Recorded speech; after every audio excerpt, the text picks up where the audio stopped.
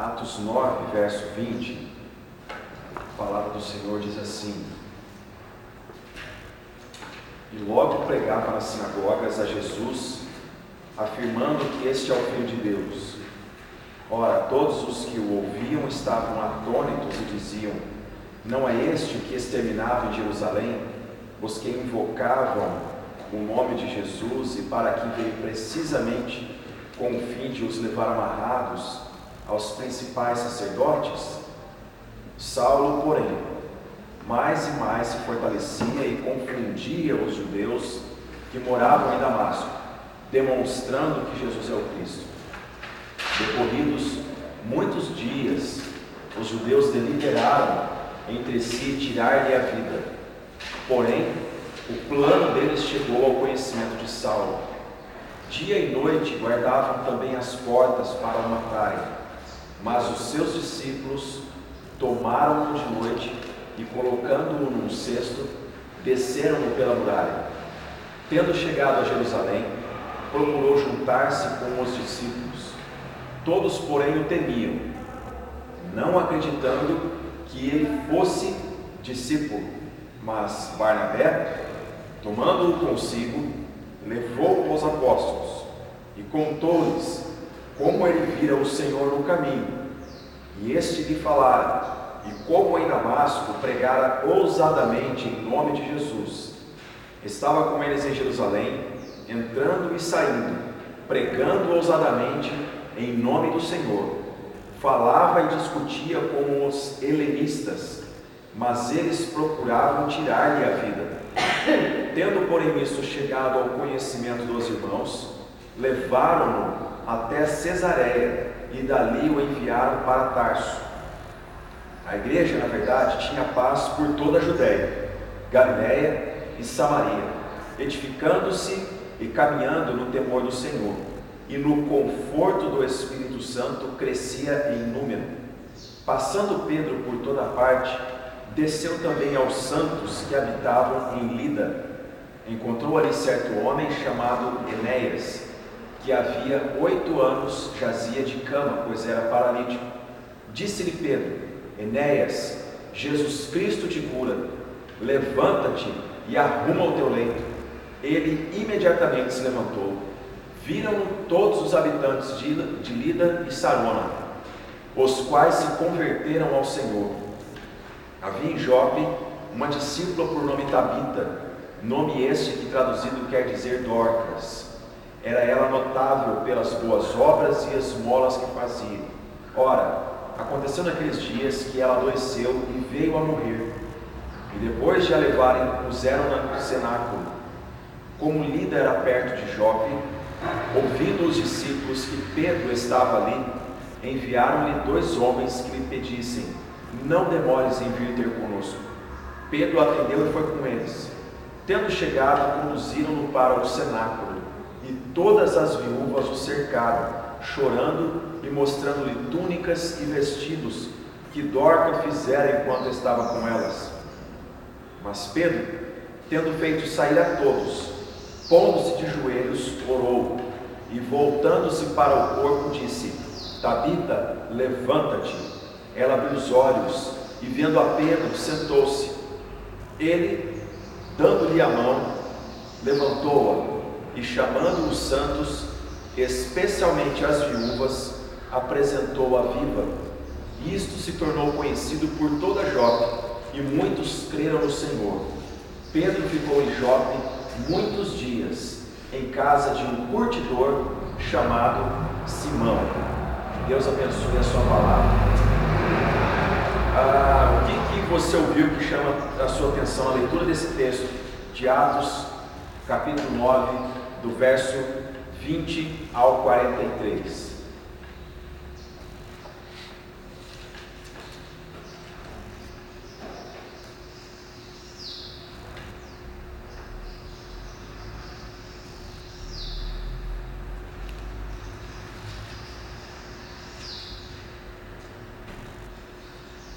Coragem nos atinge. Coragem nos atinge. Eu queria chamar a atenção que fala que a igreja, ela tinha paz em toda a Judéia, Galileia, Samaria, e edificando-se e caminhando no temor do Senhor, e no conforto do Espírito Santo, crescia em número. Ou seja, ela não crescia de qualquer jeito, né? Ela crescia com bases sólidas, né? Que era o temor do Senhor. Sim. E com a presença do Espírito Santo. Isso é lindo. Forte, né? Muito lindo. Muito lindo. São várias histórias que nós temos, né? Bastante informação. Muita coisa nos chama a atenção aqui. Sabendo que aqui, quando ele cita aqui, quando ele falava, depois ele orava em seguida, agradecendo aquilo que ele fez, através de Deus, através de Jesus. Isso. Que hoje o dia a dia nosso é assim, né? Às vezes a gente quer orar por uma pessoa, mas esquece, como está lá em Mateus, a gente não tira a trava do olho primeiro, para tentar tirar a trava do outro. E aqui eu vejo Pedro, além da afirmação dele, levanta, né? Cura. Depois ele ora em seguida agradecendo. Porque foi ele que fez, né? É o Senhor. É o Senhor. Isso. Tudo começa, irmãos, nessa narrativa, como nós presenciamos, em Atos dos Apóstolos, o nome do livro em espanhol são Feitos dos Apóstolos, né? Atitudes dos Apóstolos, realizações dos Apóstolos. Mas ao ler, nós vemos que os apóstolos, eles são apenas os instrumentos, né? Que Deus ele vai posicionando na história, e não é somente os apóstolos, aqueles a quem Jesus chamou e os enviou. Eles são as pessoas que são testemunhas oculares, pessoas que andaram com Jesus, testemunhas da ressurreição. Mas a convivência com os apóstolos vai gerando fé na comunidade, vai atraindo pessoas. Jesus está vivo no meio deles. A mensagem do livro de Atos dos Apóstolos, ela traz para nós um desafio muito grande, que não existe o ser igreja, o ser comunidade dos discípulos, sem a convicção da ressurreição do Senhor Jesus. Não existe. Não existe. O ajuntamento de pessoas que confessam o nome do Senhor Jesus, ele não é meramente religioso. Ele não é um ajuntamento por preferência. Ele não é um ajuntamento por conveniência. Ele é um ajuntamento de pessoas que têm experiência com o Jesus ressuscitado. Em nenhum momento das mensagens de Atos dos Apóstolos nós deixamos de observar a veemente afirmação que Jesus está vivo.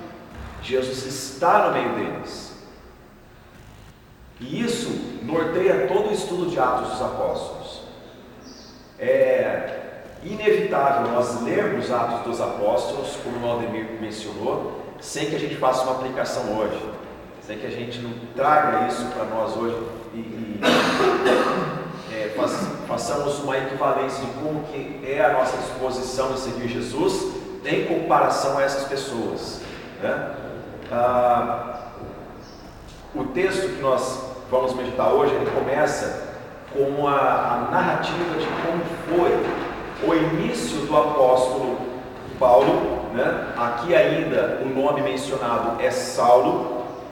Não existe diferença alguma entre Saulo e Paulo. Saulo é a forma hebraica do nome dele, Paulo é a forma gentílica, né? Por gentil, nós entendemos que são todos os povos para fora de Israel.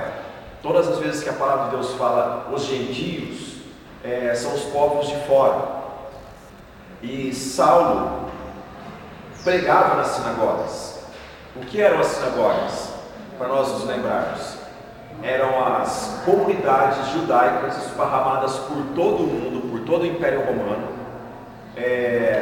Elas tinham uma similaridade né? O prédio era um prédio como este, mas a disposição era diferente, como eu já mencionei para vocês lá no início do estudo de Atos dos Apóstolos. Havia um púlpito que ficava no centro dela, no centro, e isso é muito bonito porque a ênfase do púlpito no centro é que as Escrituras é que valem. Não é o que eu penso, não é o que o outro diz, mas é o que a palavra de Deus fala. Então as sinagogas elas estavam esparramadas por todo o Império Romano, em todas as grandes metrópoles, as grandes cidades e algumas pequenas cidades do território palestino, como é o caso da cidade que Jesus viveu. Cafarnaum tinha uma sinagoga, Jesus pregava nela, né? E Saulo, ele está na região de Damasco. Damasco era uma grande cidade, uma cidade que havia nela uma concentração do poder do Império Romano. Eles estavam naquela região. Saulo foi pregar ali. Saulo, logo após se converter, segundo nós lemos nas cartas de Gálatas e Filipenses, quando fala a respeito do currículo do apóstolo Paulo e do que lhe aconteceu após a conversão, nós entendemos que ele converteu-se, passou um tempo na Arábia, onde nesse tempo na Arábia ele teve a experiência da revelação pessoal do Senhor Jesus. As pessoas dizem: os apóstolos andaram com Jesus. E o apóstolo Paulo? Ele teve uma audiência particular com Jesus. Quando ele fala em Coríntios, capítulo 11, porque eu recebi do Senhor, que também vos entreguei, a gente está dizendo a respeito de uma experiência, um contato íntimo que ele teve com Jesus. Os mistérios da fé que Paulo ele discorre nas Escrituras, em todas as epístolas dele, em toda a mensagem dele, aquilo não é fruto do tanto estudar de Paulo. Não é um homem que se dedicou em ficar estudando a vida toda e foi criando doutrinas da fé cristã. A história, a ciência, a história, tal como nós temos nas nossas escolas, os colégios e faculdades, elas dizem que Jesus, ele é um personagem histórico que ensinou o povo de Deus, que realizou obras maravilhosas no meio do povo. A história diz assim, né? Que Jesus foi crucificado pelo povo e os seus discípulos afirmam que ele ressuscitou. A história não entra no mérito se é fato ou não a ressurreição de Jesus. Ela se reserva como ciência, né? E então a história diz da seguinte maneira: que depois da ressurreição de Jesus, contada pelos seus discípulos e apóstolos, um rabino, um mestre da lei chamado Saulo de Tarso, converteu-se à doutrina de Jesus, e ele então passou a sistematizar todo o ensinamento de Jesus. E o ensino que nós temos da fé cristã, ele é um ensino paulino. Existe o ensino que Jesus deu aos apóstolos e existe o ensino que Paulo deu. Essa informação não está de todo correta, porque o ensino do apóstolo Paulo, ele recebeu do Senhor. Não é fruto da imaginação, dos estudos, da exaustiva compreensão dele das Escrituras, simplesmente é algo que o Senhor entregou a ele. E ele era muito rígido na lei. Dos fariseus ele era o principal, irmãos. Ele era um homem que cobrava, que exigia dos outros. Ele era um homem que pegava no pé a respeito da lei. Mas quando nós lemos as Escrituras, nós acompanhamos um apóstolo amoroso, dizendo para as pessoas: irmãos, a circuncisão não é na carne, não é no corpo, mas é no coração. Pare de guardar datas, épocas e exigir dos outros. Jesus não nos ensina dessa maneira. É um ensino que não vem da tradição judaica, do rabino, mas é do Senhor. É algo que ele recebeu do Senhor.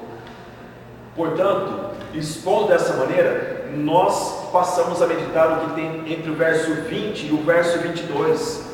No verso 20 nós temos a afirmação: e logo pregava nas sinagogas. Saulo foi nesses prédios, nessas concentrações dos judeus, aonde o púlpito estava no centro, e lá ele foi pregar Jesus. E o texto nos diz, ele pregava nas sinagogas a Jesus, afirmando que este é o quê? Filho de Deus. O Filho de Deus. Ele era um homem de coragem? Muita coragem. Muita coragem. Grife na sua Bíblia essa palavra. Afirmando que Jesus é o Filho de Deus. Não precisa nem a gente apresentar maiores explicações a respeito dessa palavra, afirmar. Afirmar é você dar razões dizendo, é Ele. Todavia, o texto, ele discorre, ora, todos os que ouviam estavam atônitos e diziam, não é este o que exterminava em Jerusalém os que invocavam o nome de Jesus, e para aqui veio precisamente com o fim de os levar amarrados aos principais sacerdotes? Saulo, porém, mais e mais se fortalecia e confundia os judeus que moravam em Damasco. Agora a outra palavra que eu convido você a grifar, demonstrando que Jesus é o Cristo. Existe uma diferença entre você afirmar que Jesus é o Cristo uma diferença entre você afirmar que Jesus é o Filho de Deus e você demonstrar que Jesus é o Cristo. A palavra Cristo, Christos, a palavra grega para ungido, em hebraico é o Messias, o Mashiach, Messias, o ungido de Deus, o escolhido de Deus, o ungido com um maiúsculo. O Cristo é o ungido na forma grega. E Saulo aqui ele demonstrar é provar uma tese, é detalhar meticulosamente, é mais do que dar razões, é você apresentar na vida quem é Jesus. Aqui nós temos um ensino importante, irmãos, que Jesus ele não é discurso. Jesus ele não é discurso. A pregação do Evangelho não é nós dizermos para as pessoas que o que lemos é o que é, mas é nós demonstrarmos com a nossa própria experiência quem é o Senhor Jesus. Um discípulo de Jesus é uma pessoa que está habilitada e preparada para fazer isso. Um discípulo de Jesus, ele não é uma pessoa que se preocupa em discutir religião com os outros. Ele vê as discussões das religiões e ele se compadece, porque os homens são confundidos por vãs doutrinas e filosofias. Mas um discípulo de Jesus, ele demonstra. E não existe maior demonstração senão pelo amor. Pelo amor. E Saulo, ele demonstra quem é o Senhor Jesus. E essa demonstração suscita uma revolta por parte dessas pessoas, que elas decidem matá-lo. Olha, irmãos, isso é muito grave, porque uma coisa é você se dispor em dizer para uma pessoa: você poderia, por gentileza, se retirar do nosso ambiente. Isso já é difícil demais de fazer. Difícil demais de fazer. Agora, imagine um grupo de pessoas que não se dispõe em dizer para a outra: retire-se do nosso ambiente, mas ela decide matar essa pessoa. O que nós encontramos aqui? A reação das pessoas, e especialmente da comunidade religiosa, em ouvir a mensagem do Evangelho. A mensagem do Evangelho, irmãos, não é na história algo fácil do homem mundano ou do mundo assimilar. É loucura para eles. É loucura. E sempre será. Sempre será. A mensagem do Evangelho, isso que nós demonstramos na nossa própria vida, que nós não falamos no verbo apenas, mas nós demonstramos no viver, é algo que vai contra o sistema religioso. Porque a religião, ela faz o quê? Ela toma Deus, ela examina Deus, como se Deus fosse um objeto de estudo. Não é verdade? Aí diz, Deus cura assim, Deus fala assim, Deus aceita esses, Deus rejeita esses, Deus ama esses. Se você faz, Deus responde assim. Deus agiu assim, então você responde a Ele assim. Isso é religião. Deus é o eterno, é o inescrutável, Ele é insondável, está muito além da nossa compreensão. De Deus, nós temos seus atributos e a manifestação dele em relação a nós. E o apóstolo João, ele conclui, e é satisfatório para nós sabermos isso. Quem é Deus? Deus é aquele que nos ama. Deus é amor. E eu descanso a minha vida na pessoa divina. Deus não é objeto do meu estudo. Deus é a completude da minha vida. Isso vai contra o sistema religioso, porque o sistema religioso, ele depende de dizer de Deus algo para reter a atenção das pessoas, e não é só reter a atenção das pessoas, mas é manipular pessoas. Por trás do sistema religioso existe muita coisa, existe poder envolvido, existe gente que domina a gente, existe dinheiro, existe manipulações as mais diversas. E Saulo, ao afirmar que Jesus é o Cristo, ele desestrutura essa comunidade, e eles decidem então matá-lo. E o texto nos diz, no verso 24, irmãos: dia e noite guardavam também as portas para o matarem. Eles não queriam discutir com Saulo, eles queriam matá-lo. Já no início da sua pregação, Saulo era um homem procurado para ser morto. E o que Jesus disse para ele no caminho? Vocês se lembram? Volte lá. Atos, capítulo 9.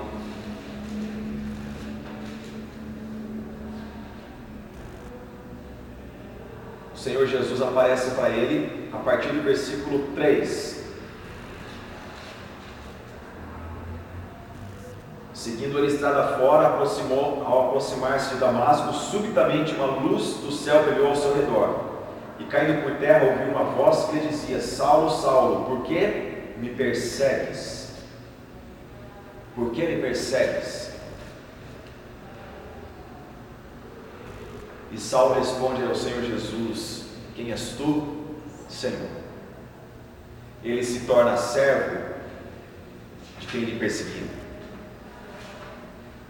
Aqui existe muita coisa para nós discorrermos, mas o tempo não nos é favorável.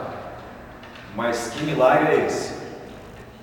De uma voz falar ao coração do homem e ele responder a essa voz: quem és tu, Senhor? Aqui eu concluo que conversão é obra de Deus no coração humano.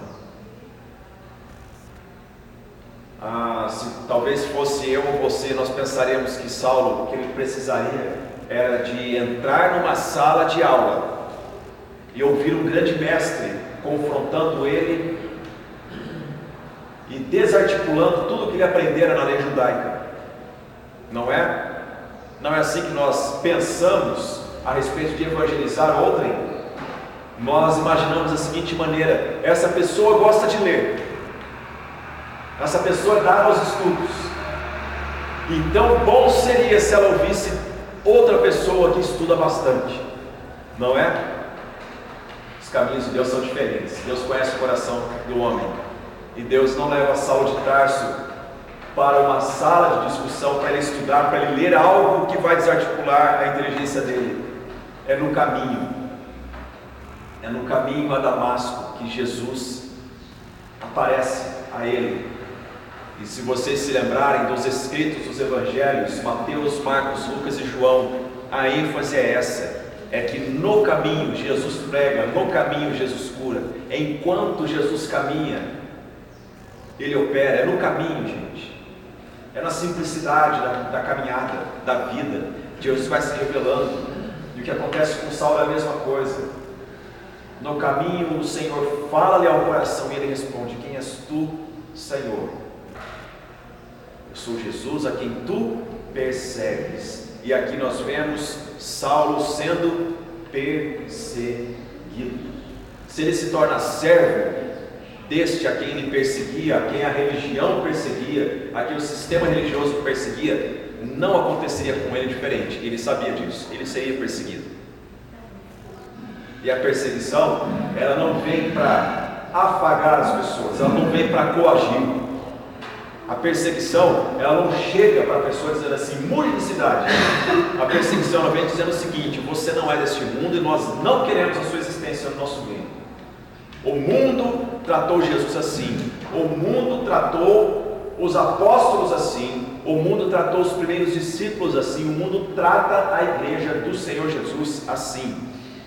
Portanto, com o temor do Senhor, com o amor que eu tenho pelos irmãos, eu quero dizer para vocês o seguinte: quando você for perseguido, diga graças a Deus, você não é desse mundo. Você não é desse mundo. Quando você for perseguido no seu trabalho, diga graças a Deus. Quando você for perseguido na sua rua, porque você tem o temor do Senhor, saiba isso: eu não sou desse mundo. E o meu Senhor foi perseguido, eu sou perseguido porque eu não sou desse mundo, mas eu vou para casa em breve. Há um lugar que o Pai preparou para mim, e eu vou para lá. E lá eu viverei eternamente. E Ele enxugará dos nossos olhos toda lágrima. Toda lágrima. Então o texto nos diz que os discípulos tomaram de noite e colocaram no cesto e desceram pela muralha de Damasco. Tendo chegado a Jerusalém, procurou juntar-se com os discípulos. Todos, porém, o temiam, não acreditando que ele fosse o quê? Discípulo.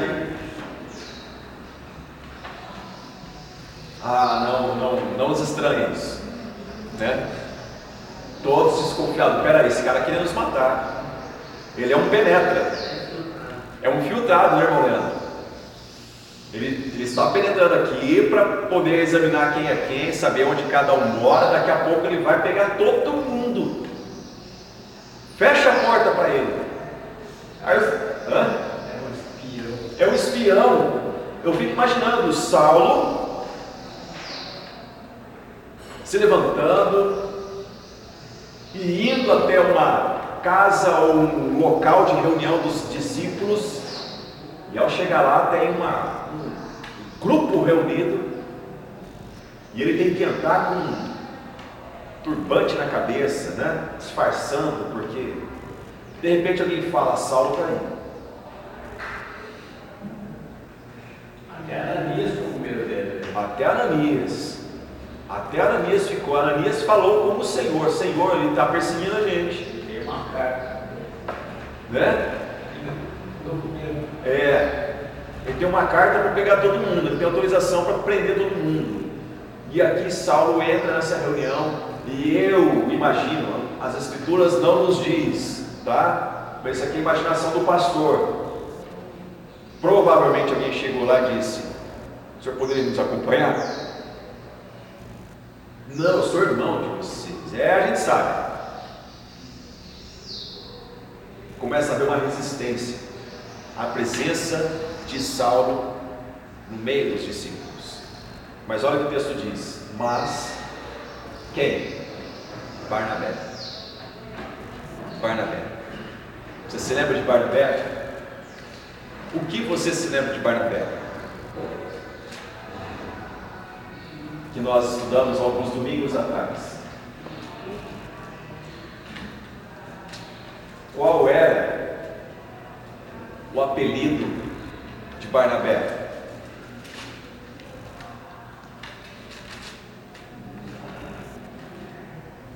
Lembra-se? Vamos voltar. Atos capítulo 4, verso 36. Alguém leia para mim em voz alta, por gentileza.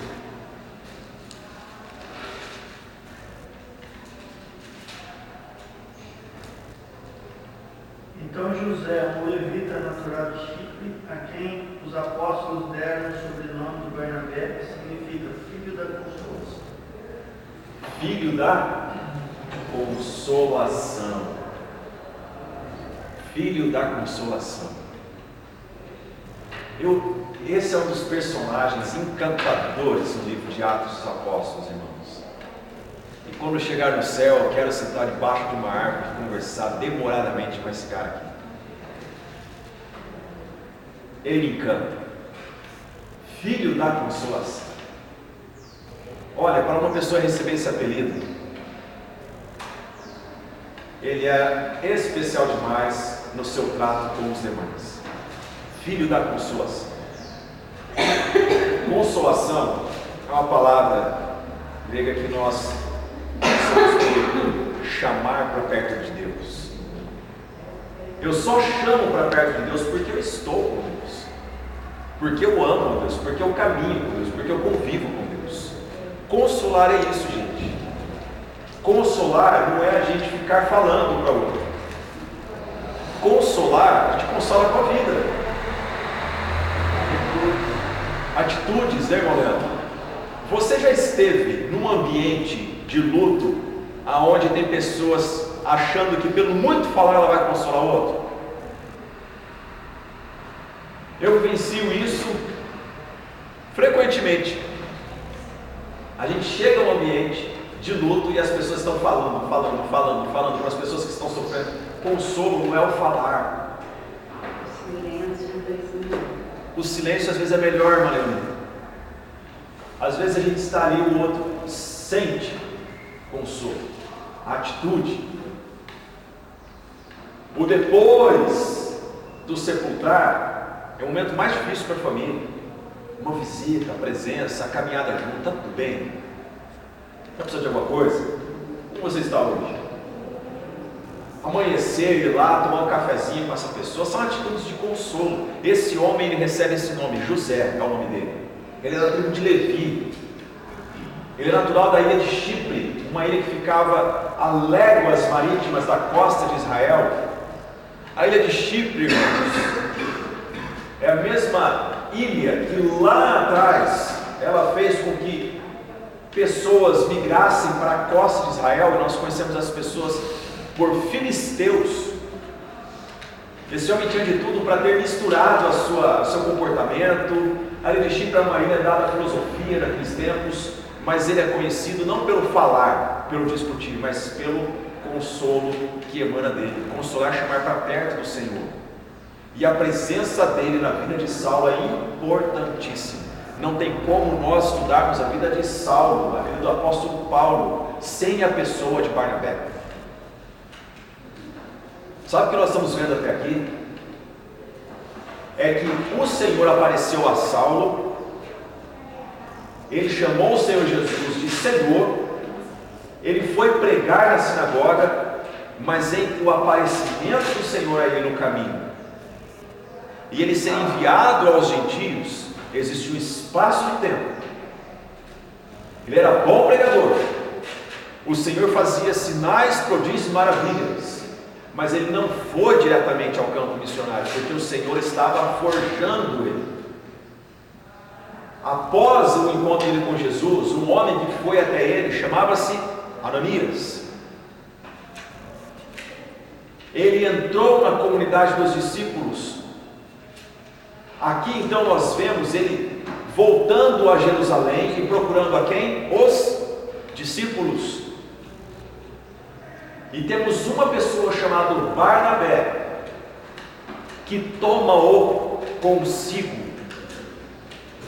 O que você entende por tomar consigo? que você acha dessa expressão? Tomando-o consigo.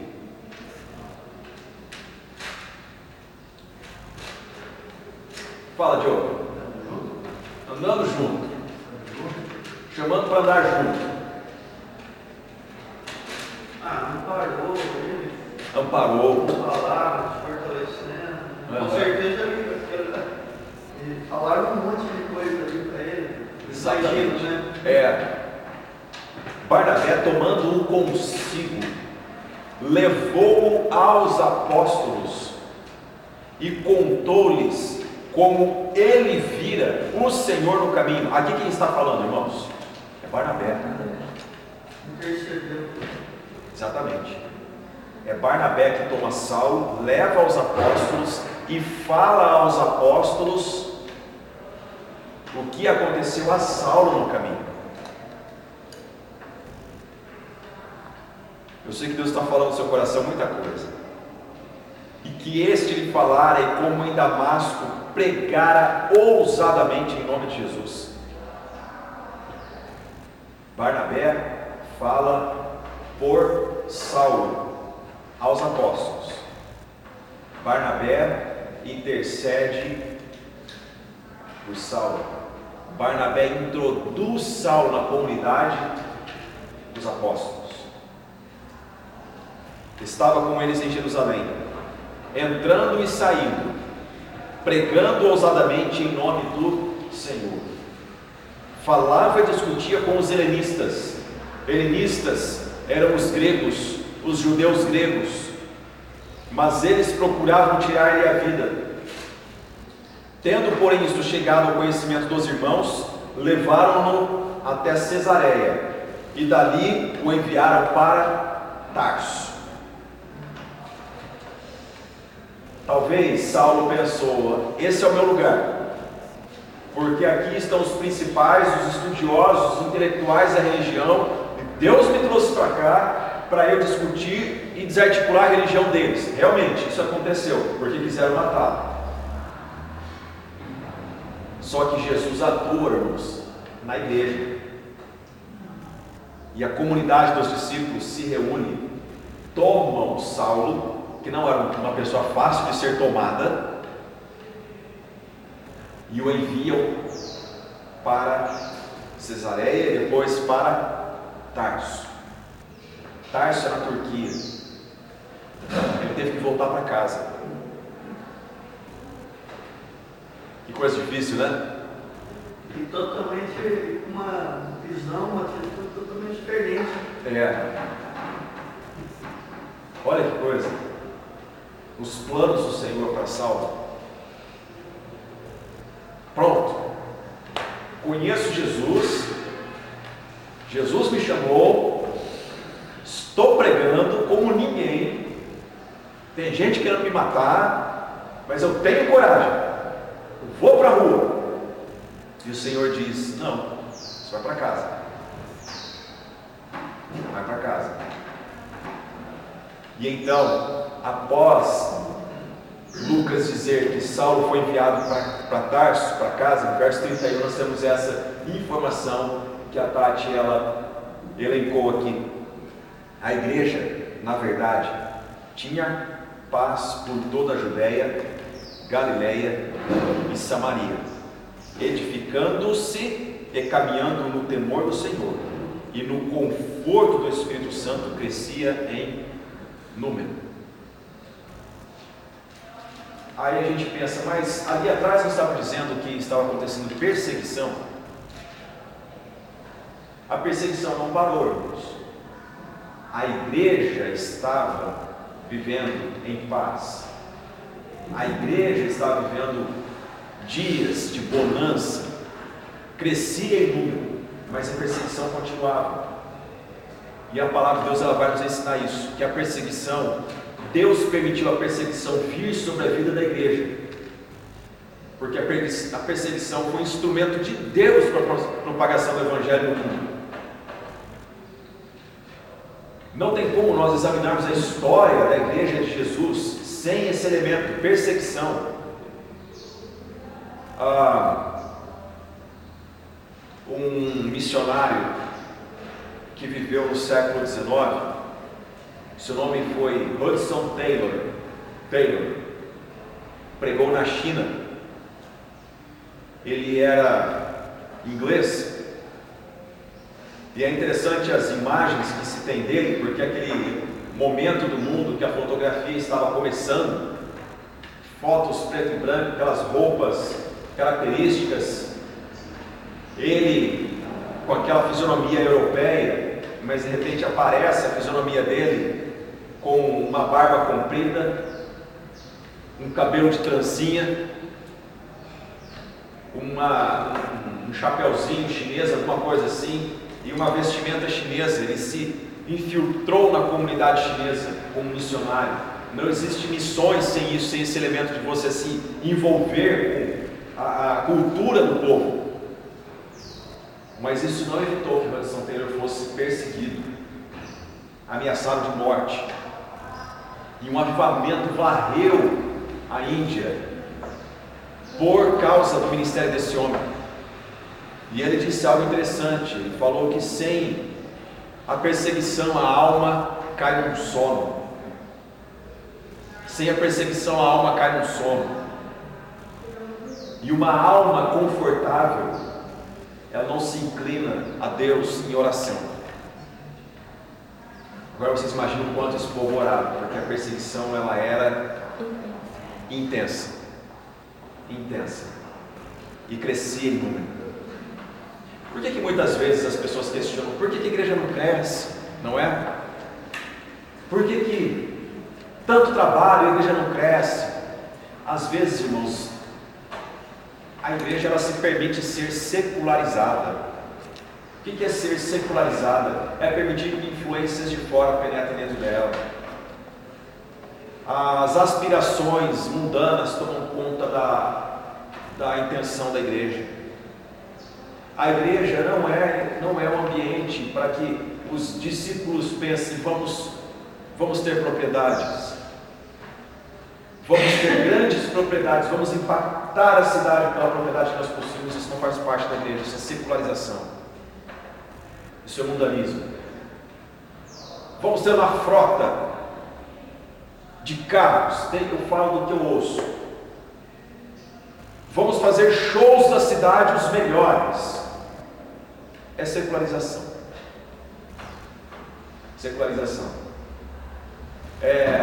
Vamos comprar, vamos vender. A experiência com Jesus é tal como a gente leu aqui. Eu afirmo que Ele é o Filho de Deus. Eu demonstro que Ele é o Filho de Deus. Eu prego com ousadia. Mesmo debaixo de perseguição. Se os discípulos não pegassem Saulo e levassem ele dali, ele pregaria até a morte naquele lugar. Tamanha a ousadia dele. Mas Deus tinha planos para a vida de Saulo. Então o verso 32 passa a nos dizer a respeito de alguns milagres que acontecem no ambiente desta igreja. Esta igreja que cresce em número, esta igreja que cresce harmoniosa. Diz, passando Pedro por toda a parte, desceu também aos santos que habitavam em Lida, encontrou ali certo homem chamado Enéas, que havia, quanto tempo? 8 anos, jazia de cama, pois era paralítico. Disse-lhe Pedro: Enéas, Jesus Cristo te cura. Não é eu te curo. Jesus Cristo te cura. Levanta-te e arruma o teu leito. Ele imediatamente se levantou. Viram-no todos os habitantes de Lida e Sarona, os quais se converteram ao Senhor. Havia em Jope uma discípula por nome Tabita, nome este que traduzido quer dizer Dorcas. Era ela notável pelas boas obras e esmolas que fazia. Ora, aconteceu naqueles dias que ela adoeceu e veio a morrer, e depois de a lavarem, puseram-na no cenáculo. Como Lida era perto de Jope, uma região costeira, uma região de porto, ouvindo os discípulos que Pedro estava ali, enviaram-lhe 2 homens que pedissem: não demores em vir ter conosco. Pedro atendeu e foi com eles. Tendo chegado, conduziram-no para o cenáculo, E todas as viúvas o cercaram, chorando e mostrando-lhe túnicas e vestido que Dorcas fizera enquanto estava com elas. Mas Pedro, tendo feito sair a todos, pondo-se de joelhos, orou. E voltando-se para o corpo, disse: Tabita, levanta-te. Ela abriu os olhos e, vendo a Pedro, sentou-se. Coisa maravilhosa, né? Ele, dando-lhe a mão, levantou-a e, chamando os santos, especialmente as viúvas, apresentou-a viva. Isso se tornou conhecido por toda Jope, e muitos creram no Senhor. Pedro ficou em Jope muitos dias, em casa de um curtidor chamado Simão. O que você percebe nessa leitura? Pastor, eu queria tirar uma dúvida a respeito desse mover de sinais que Deus fazia através deles. O que eu queria saber, o senhor comentou, né? Deus, ele é insondável. Então não tem como a gente estabelecer um padrão, tipo, Deus trabalha assim, né? Assim não, assim sim, por exemplo. Mas eu queria tirar uma dúvida. Deus, ele usaria, porque eu acho isso muito confuso, entendeu? Vou direto ao ponto, vou dar logo um exemplo. Uma pessoa que não tem temor a Deus, conhece a palavra, já viveu, já teve experiências, mas por amor a coisas do mundo, está afastada, não pratica, não serve, pelo contrário, segue um caminho que é de mau testemunho, certo? Praticando coisas que não convém. Só que, por ser uma pessoa que tem ainda no coração a lembrança, pelo menos, do que é a verdade, e coloca assim: Deus conhece meu coração, sabe que eu estou aqui, mas eu amo a Deus, enfim, uma hora eu volto, certo?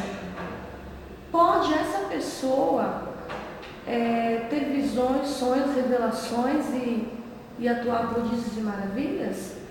Não pode. A característica que você apresentou é de uma pessoa que não rendeu-se ao senhorio do Senhor Jesus. O que nós aprendemos na leitura que fizemos até agora é que Jesus, ele é o Senhor da vida dessas pessoas. Jesus, ele atua para a glória de Deus Pai, e isso é muito importante nós meditarmos. Porque Deus cura, porque a cura acontece, porque a cura glorifica o nome do Senhor,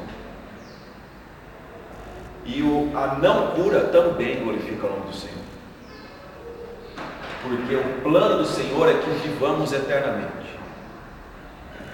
Nós estamos acostumados a pensar de que a nossa vida é aqui, e ela não é. Mas tudo que Deus faz é para a glória do seu nome, né? Essa experiência que você relatou de uma pessoa que não se decide numa entrega total ao senhorio de Cristo,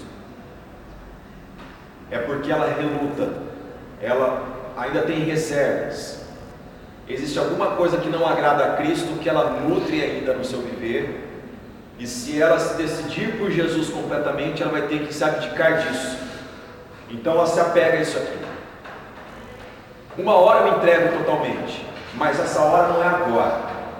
Não é assim? E essa pessoa, ela passa a dizer que experimenta coisas espirituais e tudo mais. Pela palavra do Senhor, Deus pode falar a todos os homens.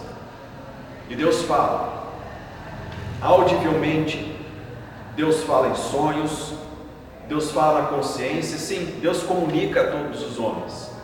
Naquele grande dia diante do Senhor, ninguém vai poder dizer: Senhor, eu nunca soube, porque Deus fala a consciência, fala ao coração dos homens. Agora, o ser usado pelo Senhor Jesus, como nós vemos aqui na palavra de Deus, com sinais, prodígios e maravilhas, isso acontece através de uma vida totalmente entregue ao Senhor Jesus. Totalmente entregue. Nós vemos em Atos dos Apóstolos os milagres, prodígios e maravilhas acontecendo através da vida de quem? Daqueles que creem no Senhor Jesus, daqueles que afirmam, daqueles que demonstram o senhorio de Jesus nas suas vidas, porque a palavra-chave em Atos dos Apóstolos é o testemunhar a ressurreição de Jesus. Eu entendo o que você disse, porque eu ouvi muitas pessoas relatando coisas assim, e toda semana eu ouço pessoas assim, pessoas que não entregam totalmente ao senhorio de Jesus, não se entregam, elas vivem uma vida de amor ao mundo, algumas delas uma vida imoral, né? Outras uma vida, vou dar alguns exemplos, tá? Eu tenho dificuldade com pessoas que dizem seguir a Jesus e têm uma função na empresa, no trabalho, e elas oprimem os funcionários. Oprimem mesmo. Aí depois, a hora que o funcionário está chorando, ela vai dar uma palavra de consolo. Já encontrou pessoas assim? Aí depois dá testemunho dentro da igreja, porque Deus me usou para falar tal coisa para fulano. Esse tipo de coisa não cai bem. Eu não consigo assimilar isso, gente. Isso fere a gente. A outra coisa é de gente que tem um comportamento fora do Evangelho de Jesus, bem fora, e diz assim: Deus me usou para realizar um milagre e tal. Eu às vezes ouço e fico quieto, eu não falo nada, eu apenas oro e falo: Senhor, fale ao coração dessa pessoa, porque se ela abrir a boca para falar que Deus fez através dela, é um escândalo, porque os outros falam assim: mas espera aí, você vive tendo relação sexual com a namorada fora do casamento, e depois você fala que Deus usa a sua vida para realizar milagres na sociedade. Espera aí, que Deus é esse? Oi? É uma incoerência. Então a gente vê isso e a gente pensa: meu Deus, quanta coisa que as pessoas... E eu vou fazer uma... Tem gente com raiva de Deus por aí, por causa dessas coisas. Sim, eu conheço pessoas que não adentram a comunidade de discípulos por causa disso. Porque olham e falam assim: pera lá dentro tal pessoa dá testemunho que através dela Deus faz isso e isso, mas lá fora da igreja essa pessoa vive dessa forma. Mesmo porque eu não consigo imaginar uma pessoa totalmente entregue ao Senhor que não tenha seu caráter transformado. Não existe, gente. Tipo assim, não teria sentido, né? Que eu acho que mais que buscar qualquer outra coisa, eu acho que quando você segue Jesus, você vai vendo que você é uma nova criatura mesmo. Porque aquele que é explosivo, ele passa a ter um controle maior, né? Então, aquele que peca em certas coisas, você não consegue mais fazer aquilo, porque o Espírito Santo ele te incomoda. Então eu não consigo realmente acreditar. E o que eu vejo são pessoas que não têm vida totalmente entregue a Deus, ferindo um monte de gente com profecias. Quantas pessoas a gente não conhece que são feridas com essas profecias?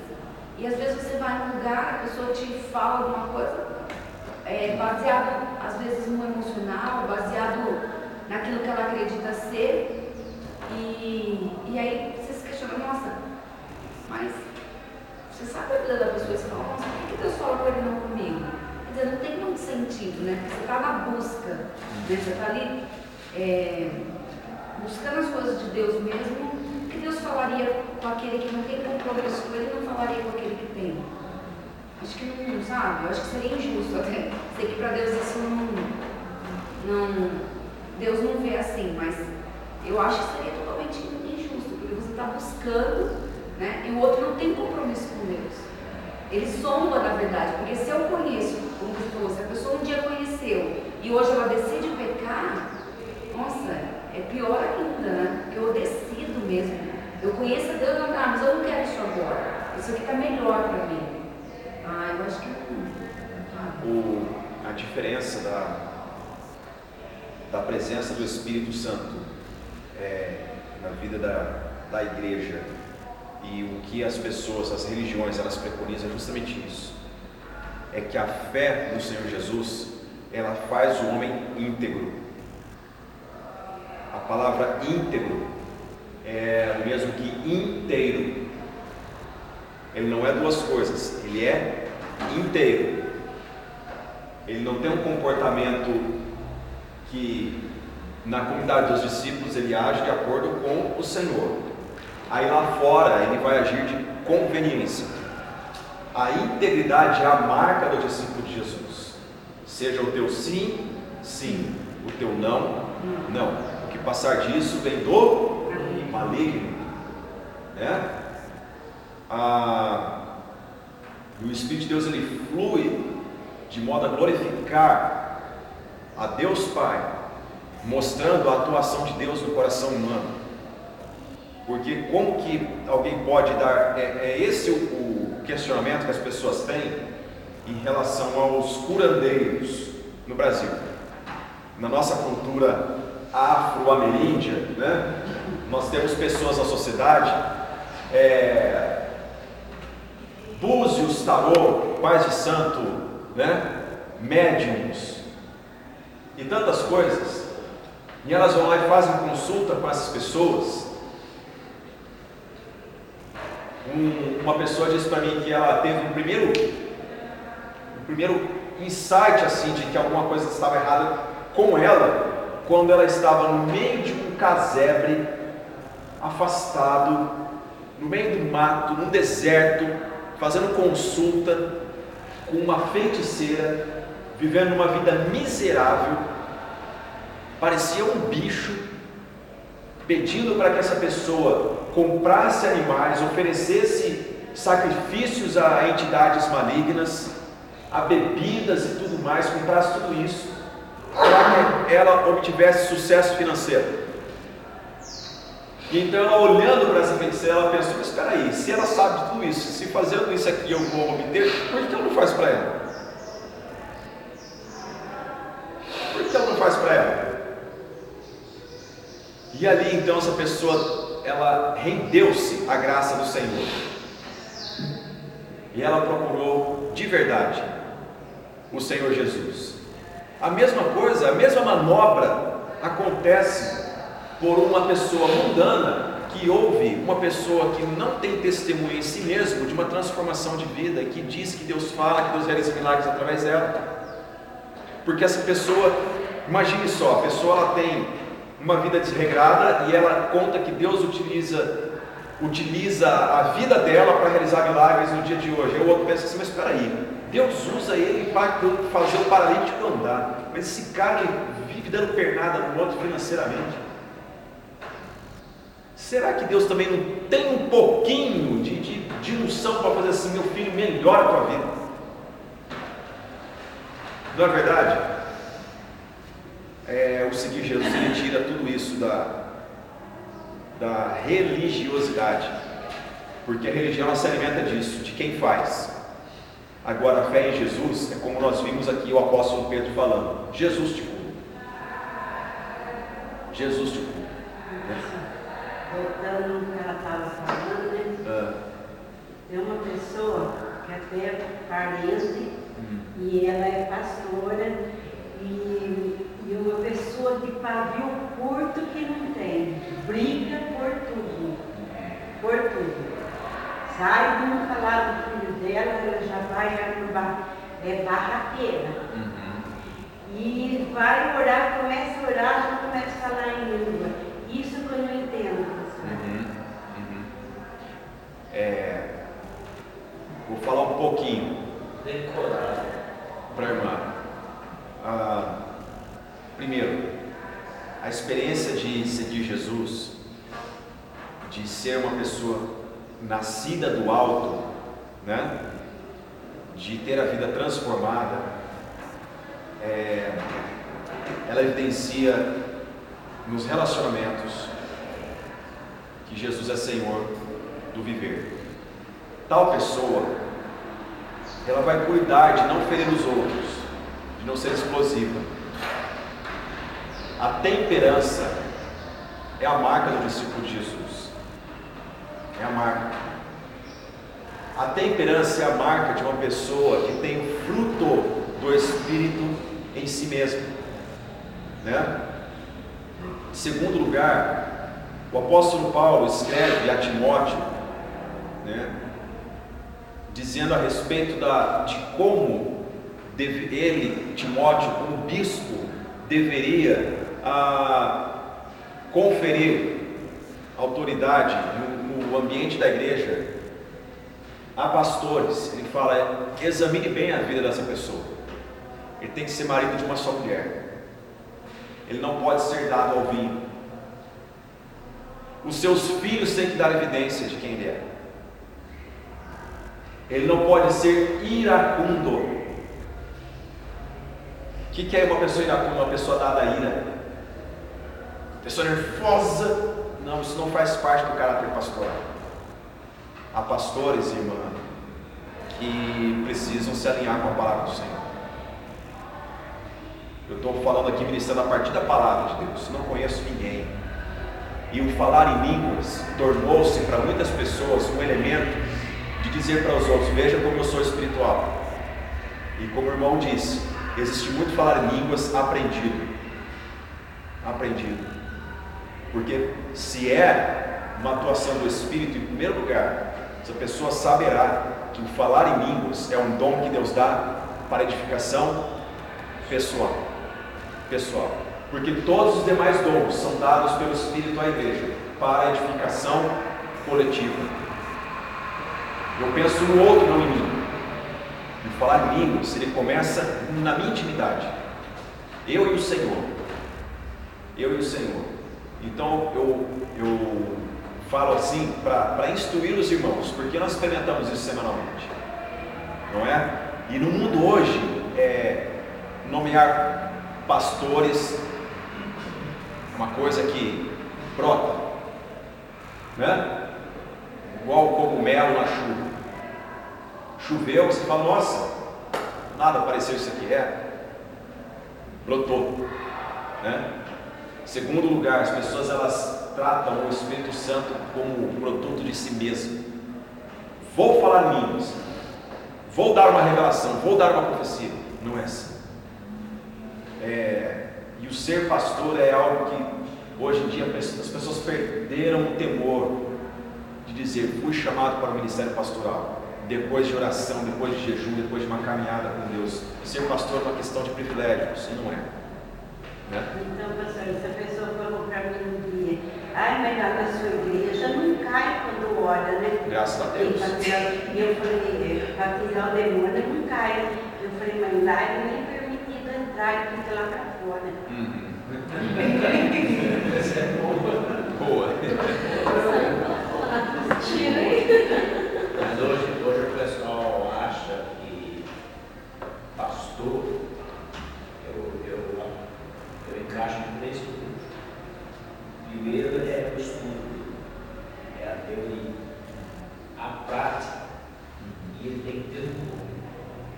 E se não tiver o dom, não adianta você estudar. Aqui a gente está vendo, eu falo muito pouco, mas eu entro na leitura e eu vejo que ali você vai à conversão de Saulo. É bonito a insistência de Jesus no meio. Mas agora nessa próxima aula, em torno dele dá um Barnabé, que é a consolação. E já Ananias já tinha se formado também, através de Deus, o que iria acontecer. Isso. Então Jesus tira da circulação um líder. Porque Saulo, ele era rígido, ele cumpria bem, e ele pediu um documento para ter certeza do que ele estava fazendo. E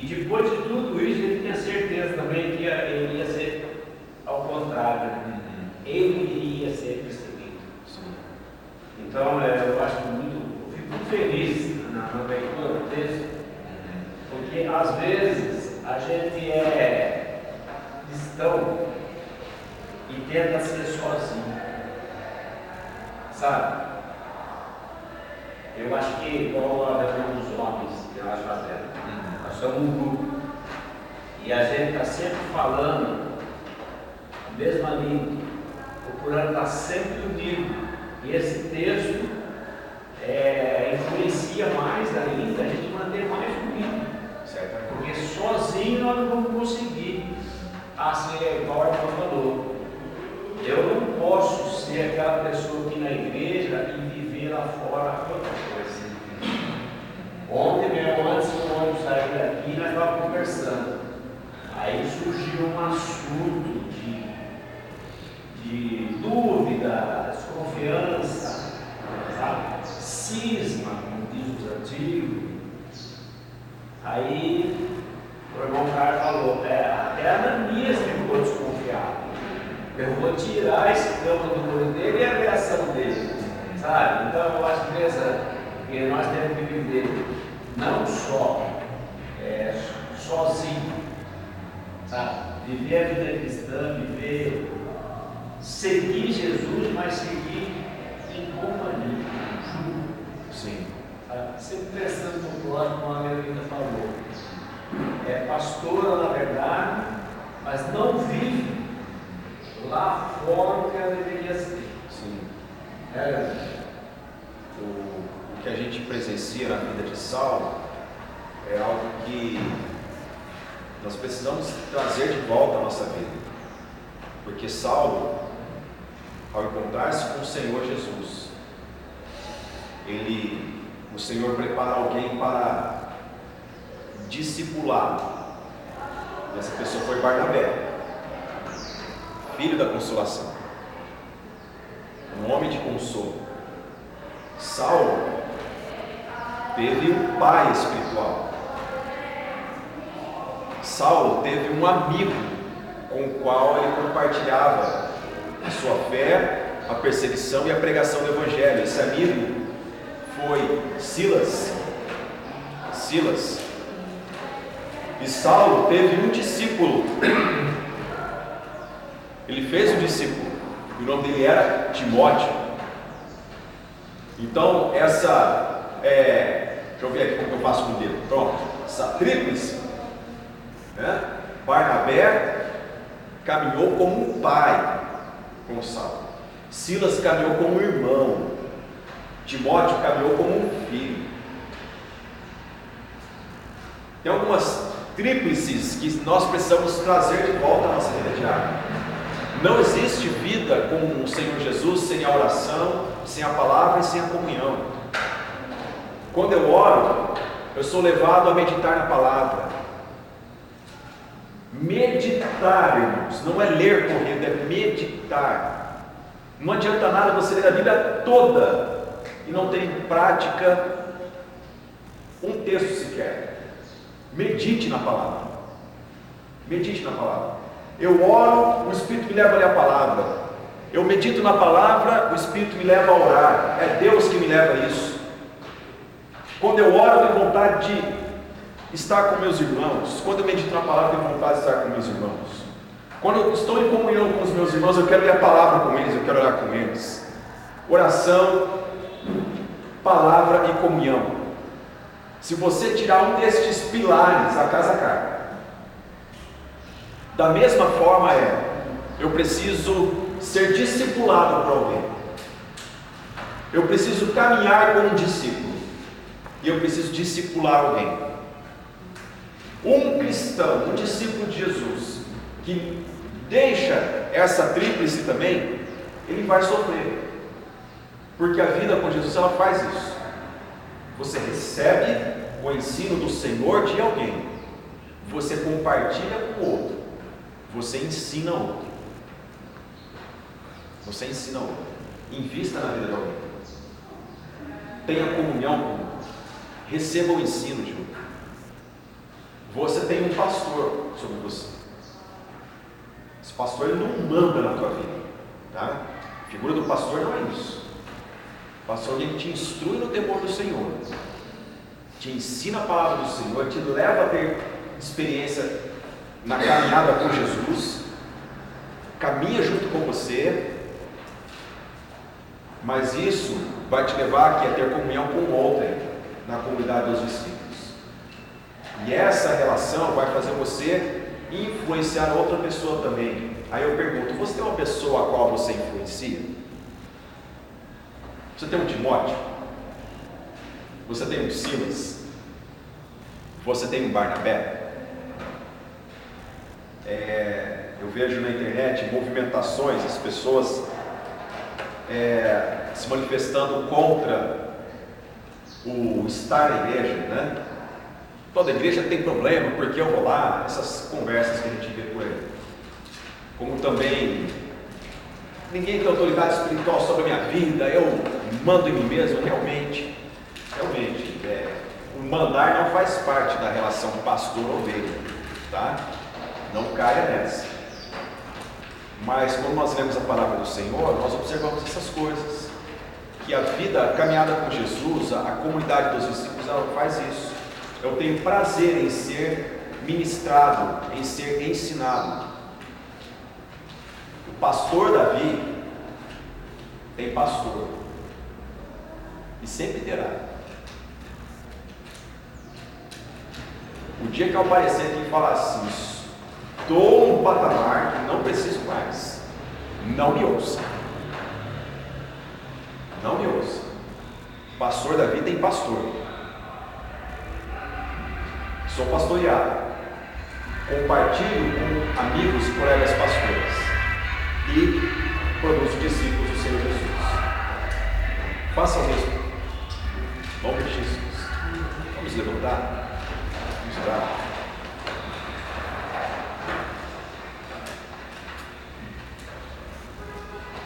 Ó Pai, nós te louvamos por esta manhã, pela experiência maravilhosa de ler tua palavra, meditar nos teus preceitos e aprender de ti. A nossa oração esta manhã é que o Senhor nos leve a cada vez mais experiência íntima, Senhor, de viver Cristo no mundo, de viver a vida do Espírito no mundo, de nos integrar a Deus, a comunidade dos discípulos, de nos envolvermos, Senhor, com a experiência de viver com outros que confessam o Senhor Jesus. Livra-nos, ó Deus, da vida solitária. Livra-nos, ó Deus, da experiência de ficarmos sozinhos. O mundo nos incita a isso, mas nós aprendemos com a Tua Palavra de que seguir Jesus é uma vida em comunidade. Livra-nos, ó Deus, de uma desintegridade no falar e na prática no viver, Senhor. Nós queremos proceder e pregar a experiência que temos contigo. Ó Pai, dá-nos uma manhã maravilhosa na Tua presença. Ser conosco neste momento e que nós possamos, ó Deus, voltar à noite cheios de desejo de aprender mais a Tua Palavra, de ter comunhão uns com os outros. Essa é a nossa oração, em nome de Jesus. Amém, Senhor.